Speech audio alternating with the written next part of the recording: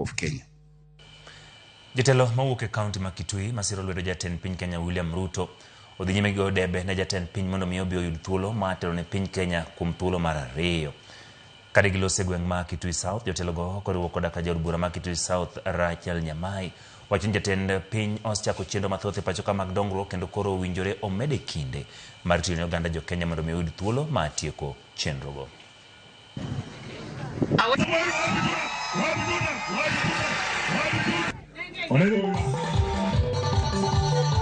Saa hii wametoka kuangalia barabara ya kutoka Ikudha kwenda Kanziku kwenda Muza. Na tumetoka hapa saa hii, nataka kuhakikishia ya kwamba barabara inasonga kusonga. Rais Ruto anasema hawezi kukubali kaunti moja ibaki nyuma. Hataki Kitui ibaki nyuma, hataki Machakos ibaki nyuma, hataki Makueni ibaki nyuma. Uzuri wa President William Ruto aliyekubali ODM tuingie ndani ya serikali, tutengeneze kitu inaitwa broad based. Na broad based ni serikali ya kila mtu. Broad based ni serikali ya umoja.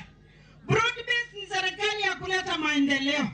Huyo ndiye ninasifu leo kwa sababu tumeona akiwa rais wa matendo.